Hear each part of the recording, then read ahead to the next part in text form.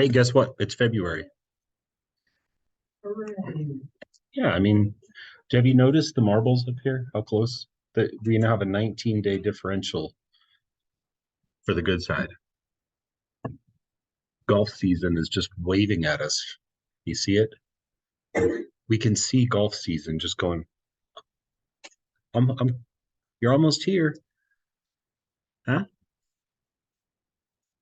They're going to have the covers off the greens here probably in about 5 or 6 weeks. Yeah, it's exciting. Get out there and swing some sticks. You don't like it? Okay.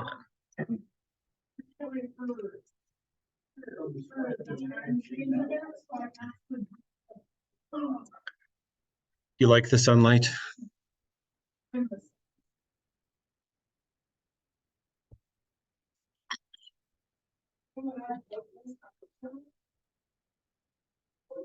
You're not a wasp fan, eh? Me either. I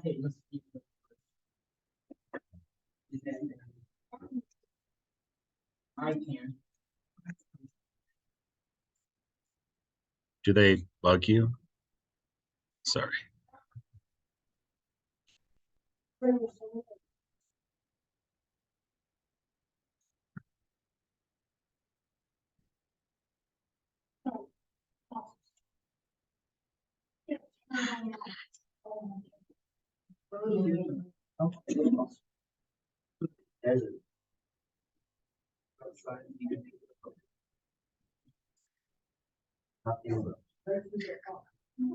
So this is the third method.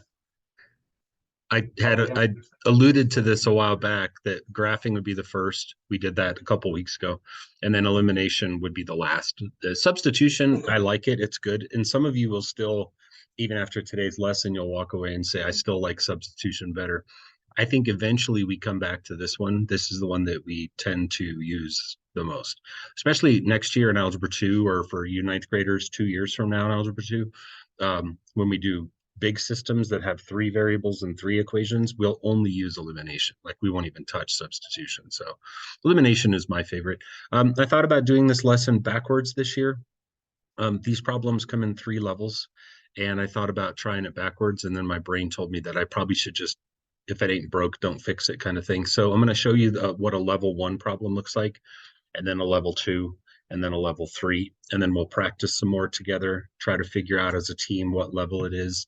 But it's a very peaceful method, super easy, I think.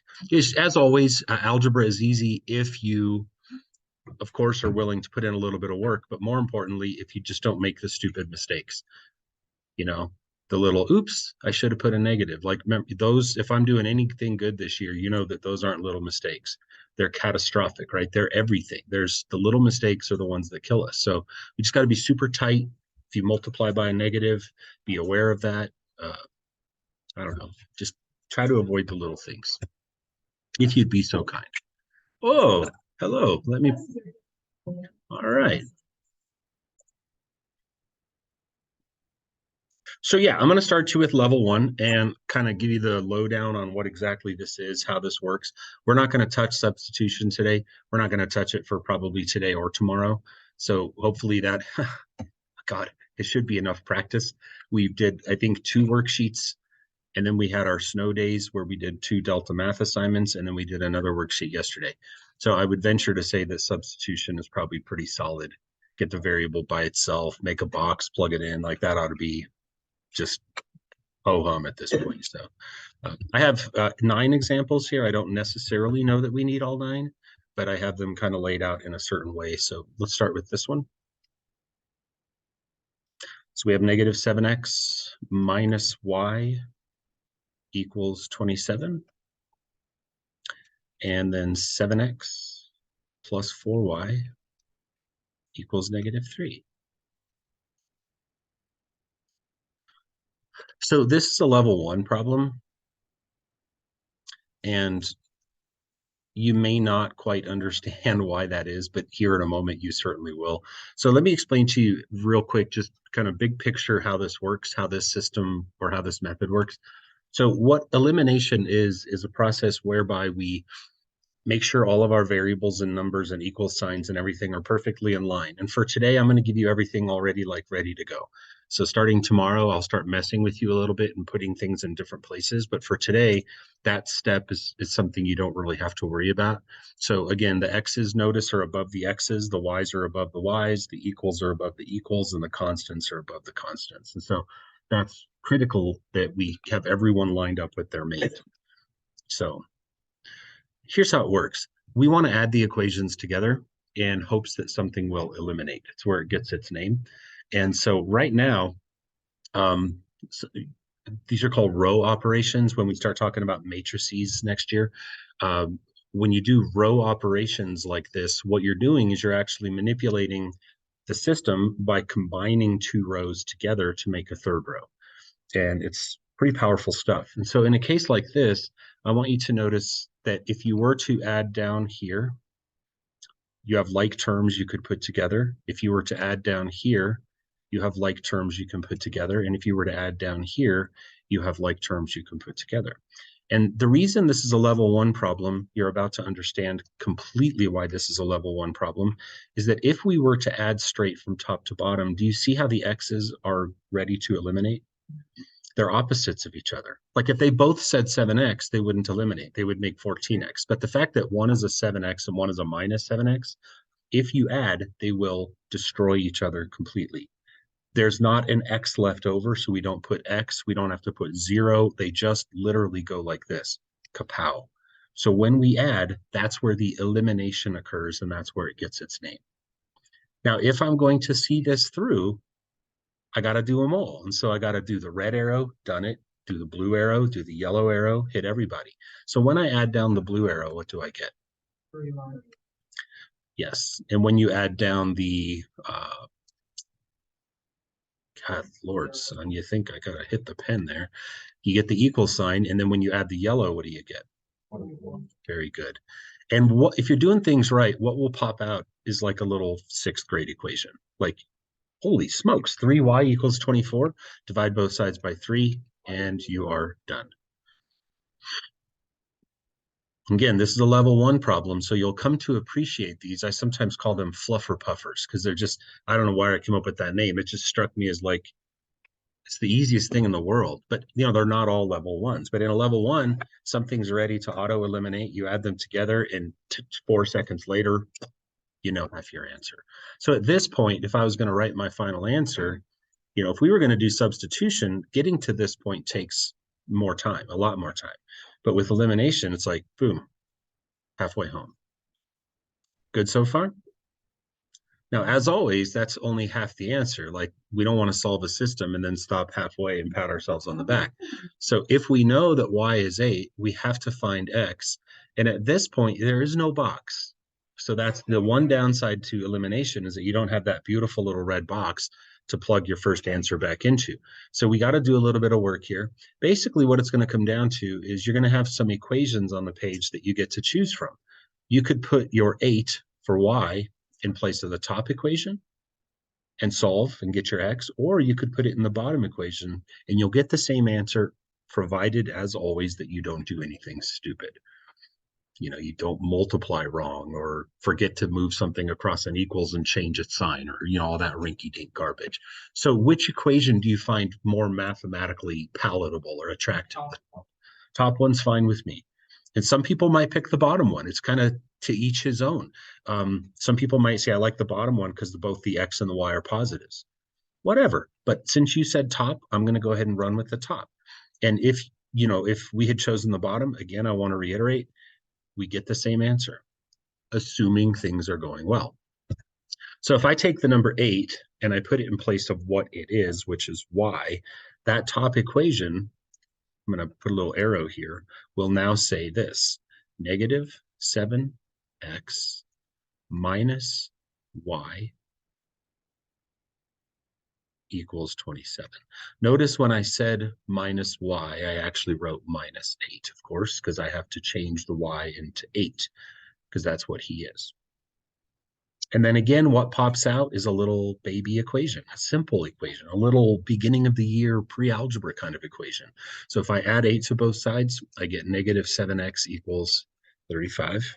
divide both sides by -7, x equals -5. Stick that in your answer. Done. Again, they're not all that easy, but I think you would walk away from that and say that was a pretty pleasant and simple experience, right? No, I put the 8. Let me change my green arrow a little bit. I put the 8 right there. And so if I change this y, I'm putting a little green box around it. If I change that into 8, that's what this is right here. Then I didn't have to multiply anything. Now I just have a little equation right here. I just added 8 to both sides, divided by -7. It's just like any other equation we've ever solved. It would be like if I gave you like 3x minus 4 equals 11. It's like any other equation. You would add 4 to both sides, divide by 3. That's all. I'm not even really doing any. I'm just solving a little equation. That's all. The 35 is me adding 8 to both sides. So let's take a look now at a level 2, and then I'll start jumping around and giving you practice problems here together. We'll kind of work together, but your job is going to be to help me determine is it level 1, level 2, or level 3. So this is an example now of a level 2.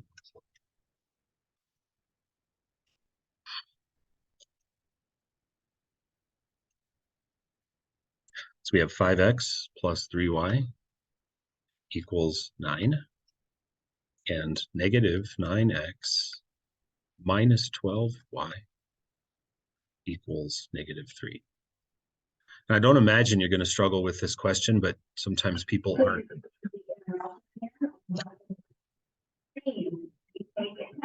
So we know who may or may not be stuck in a snowdrift. Thank you.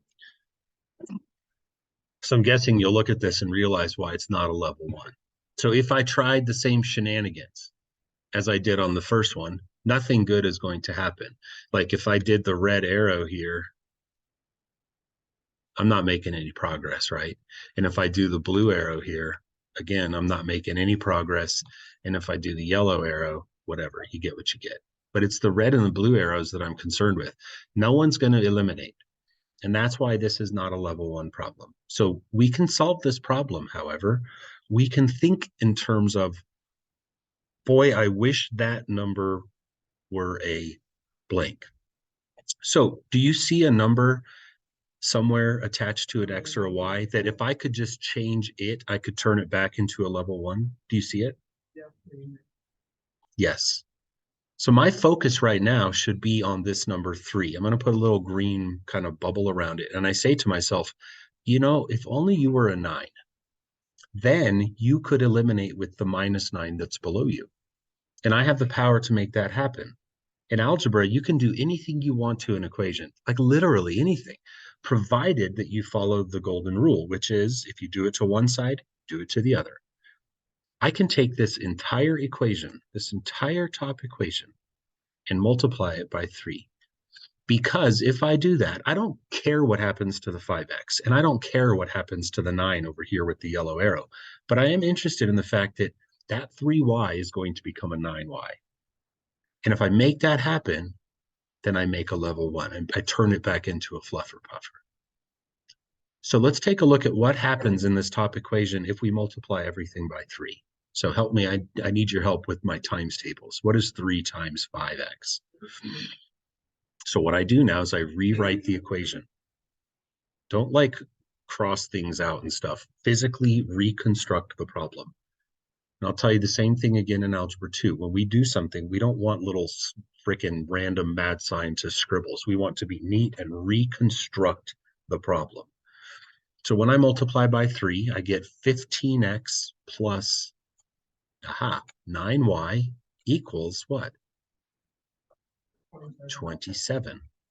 Every piece of the equation has to get multiplied by something if that's what you've chosen to do. You don't get to pick and choose. You don't get to go like cherry pick what you want. Everybody is getting swept through by times 3. And then below it, all you have to do is annoyingly just copy the first or the second equation down because I didn't change it. I didn't need to. And so hopefully now you see how this is similar to the first example, because at this point now, red arrow still going to do me no good. But wait, what did I just? Why am I multiplying by 3? Why? Yeah. What are you guys? You guys, I saw Tegan looking funny, and I was like, Tegan's normally pretty quick to get things. Like, what about this is she not understanding? And now I know it's because this. So let's go back in time. Watch this. With through the power of the undo button. You guys are just gonna let me roll. Well, yeah. Yeah. I said I struggle with my all right, whatever. God, you think it was can I blame Monday? No, it's not Monday. Can't blame anything. That I guess it's good. I'm gonna go ahead and try again. Okay, I'm gonna count on my fingers. We should multiply by 4. Is that better? You're like, man, I thought I understood this. What's he doing up there? Maybe I'll just have some more coffee. That's my bad. All right, coffee ingested. Let's start over. So I'm multiplying by 4, not being an idiot this time. So help me again now. What do we get on the top? 20x plus 12y equals, there you go. I'm so sorry, you guys. Although it is kind of nice when I make mistakes. Sometimes I say, in the past, I've honestly done it on purpose, but this was not. Nah, nope. I was thinking of what I'm going to have for dinner. I don't even know. So, and then we're going to copy down the negative 9x and the minus 12y equals negative 3. And now at this point, you would agree that it's back to being a level 1. So sorry about that. But if you thought I was being crazy, well, that means you're really paying attention because, yeah, knucklehead. So again, the red arrow is not what I'm interested in. I didn't go after this system to say I'm going to make the x's disappear. I went after it to say path of least resistance is to get the y's to disappear. So the y's are going to eliminate. And so when I add downwards, how many x's do I get? I get 11. 20 plus negative 9 is 11x. So, and then the y's, of course, there's the nice one. That's where we can put our little slash and eliminate those. And then when we copy down our equal sign, and then 36 plus negative 3 is 33. And this one is just as they will always be, just a little simple rinky dinky kind of thing. Divide both sides by 11, and you get x equals 3. So again, I find myself in a position where I can say, okay, here's my answer. 3, comma, I don't know, something. And so now you have 4 choices on the board that are all viable options in which to put your 3. However, what I find usually is I prefer not to use these ones that I'm crossing out. Why? Yeah, because I purposely like made the numbers bigger, right? Usually in a new system like that, the numbers will be scaled up. And I feel like why use an equation that has bigger numbers? Like the bottom one is fine. But I think if you gave this to 100 people and said, which one do you like the best? I just can't help but think that most people are going to pick the top equation, right?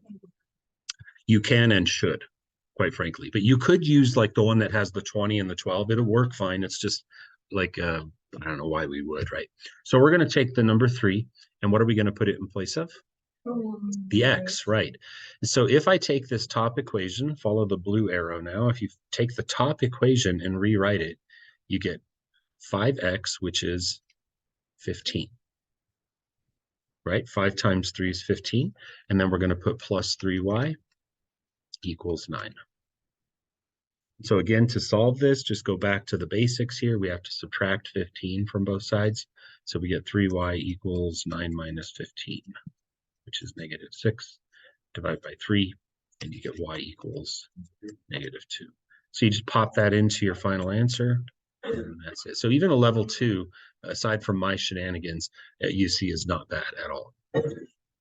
It's a real pleasant, mathy people really love elimination. So it's just something about the process. It's nice.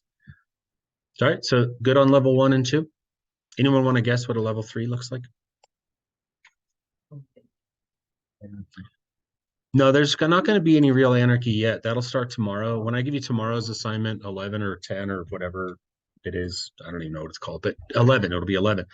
That's where I'm going to give you a little more anarchy, and there's going to be like equal signs not lined up and stuff. But for today, that's not about that. How about this? Let me put for your first level 3 up here for you, and then you can tell me if you understand what about it makes it a level 3. And I'll try not to do anything crazy. No guarantees.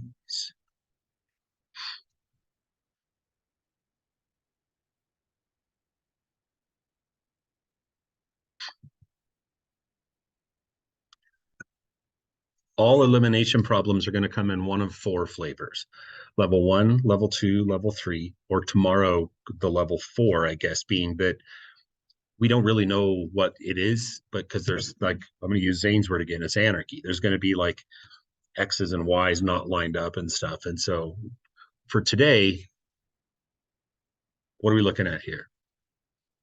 Why is this a situation?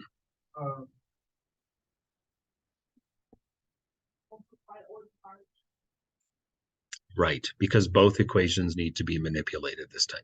There's not a single number that I can point to and say, I wish you were a blank. Like I can't look at that 3 on top and say, I'm going to turn you into a -5. You could with fractions, but nobody wants to do that. So we can't pinpoint one number this time and make it into the opposite of the one above it or below it. So in a level 3 problem, we find ourselves in a situation where we have to use something called the least common multiple. Basic skills. So if you were to look at the X's and you said to yourself, okay, X's, I'm coming for you. You got to know your basics, your 4th grade basics. What's the smallest number that 6 and 9 can both be turned into? That's 18. Right. So if I could turn a 6 into an 18 and I can turn a 9 into an 18, I'm in like Flynn. Let's say I liked the Y's. What could a 3 and a 5 both be turned into? And you get to choose. Like Mari might say, I'm after the X's, and Skylar might say, I'm going after the Y's. Again, if you don't do anything stupid like your math teacher did, you're going to be fine either way, right? So I'll take the first one I hear. Which one do we want to kill? 15. So the Y's. Great. So let's go after the Y's. Now, we have a little bit of a situation here. I'm going to make a mistake, and I want you to tell me if you can see what my mistake is. If I were to multiply this equation by 5 and this equation by 3, that is a mistake. Why? Eliminating the Y's is fine. Because they need to be opposite. So what I'm doing right now is I'm going to leave this here and we're going to talk for a second until I'm sure that you understand the purpose of these 30 seconds. Do not make numbers the same. Make them opposites. Because a 15 and a 15 don't eliminate each other. They make 30. So as I go into this, if one of them was already positive and negative, I wouldn't have to worry about it. But if they're both positives or both negatives, one of them has to get a sign change. Don't change both their signs. That would be stupid. Because then you're like, well, now they're both negatives. So I could take, say, the top one, and instead of multiplying by 5, I could multiply by -5. You could have done the bottom one by -3. I don't care. But I just did that because I thought, whatever. I'm the guy with the fake pen, so let's do this.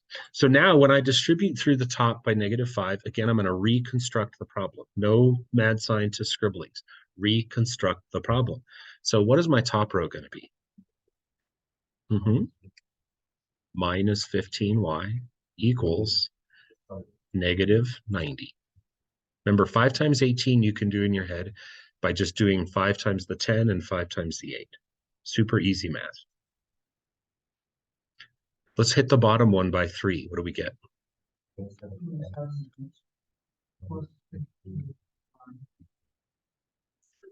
87. Good job. Way to do that. 3 times 20 and 3 times 9, 60 plus 27. Well done. And as always will be the case, if I turned it back into a fluffer puffer, I've accomplished my mission. It's a level 1 now. It's always the goal. And so at this point, since we set out to kill the Y's, that's what we're going to do. So if I add straight downwards, I'm not going to draw the colored arrows anymore. If I add straight downwards, how many X's do I get? Negative. Right. How many Y's do I get? None. You're fine. Equals -3. Very good. And again, divide. What do we get? X equals 1. Definitely +1 because we're dividing that -3 by another -3 to give us +1. So my final answer is going to look like this.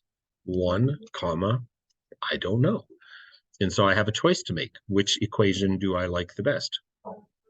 The first one is fine with me. I probably would have picked the same thing. So I'm going to take the number 1 and I'm going to put it right at the tip, at the end of that red arrow, right there. And that equation, follow the blue arrow over here, is going to say 6 times 1 is 6 plus 3y equals 18. From here, autopilot, subtract 6 from both sides, you get 12, divide by 3, you get, put it in, presto. That's as hard as the problems will get today. So what I want to quick do is put a few more. I'm not going to give you 9. That's definitely overkill. I feel like you've got this, but I'm going to pop a few problems up here, and I want you to help me kind of with at least getting started. We can work through them more if you'd like, but I feel like you're kind of getting the vibe like you can handle this. So I'm going to put a problem up. You tell me what level it is. Deal? Okay. So I have -4x plus 8y equals 28. -8x plus 6y equals 16. This is definitely a level 2. It's definitely not a level 1 because no one's ready to eliminate, but what makes it level 2?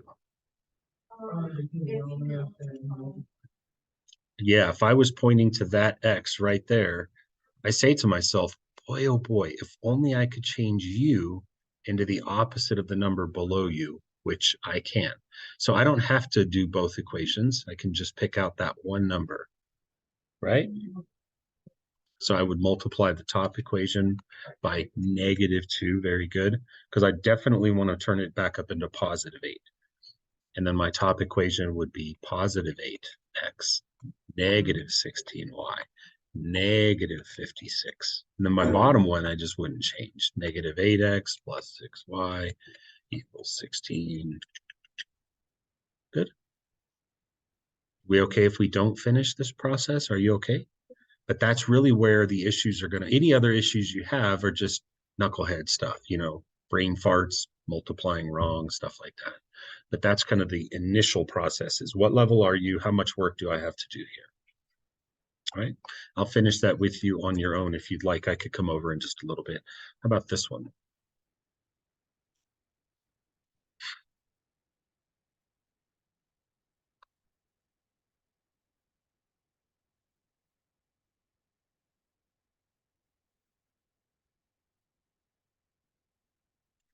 One, two, or three? Definitely a 3. I can't point to one number and say I need to change just you to suit my needs, right? And someone, eventually you get to a point with this where you ask this question. Could I divide an equation? Sure. In the same way that we can multiply equations, we can divide them. So like if you wanted to take like the top equation and divide it by 4, you could do that. So get creative with it. Multiplying and dividing are really the same thing. So dividing is fine. I don't do a lot of it, quite frankly, but you're welcome to. If you find like a little shortcut sometime, sweet. So anyways, who do we want to kill, the X's or the Y's? And what can I turn a 4 and a 6 both into? I could, but I can do better. 12 would be better. So if I go after this guy and I say, okay, I'm turning you 4 into a 12, what do I need to multiply top by? What do I need to multiply bottom by? 2. And I don't need a negative this time because check out these signs. They're already ready to go. One's a positive, one's a negative. They're ready to roll, right? So what would my top equation be? Mm-hmm. How about my bottom?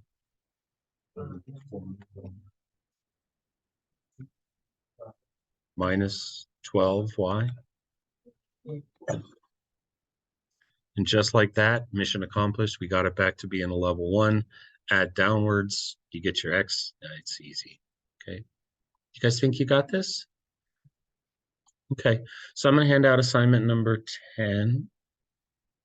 Yep. And 11. Is it 10? 10. Because yesterday was 9.5, right? I'll hand out assignment 10. That's what we'll work on today. I don't know if it'll be due tomorrow, but I think it will be. So how long should it take you to do one of these? Like a minute? Maybe 2? You'll be fine.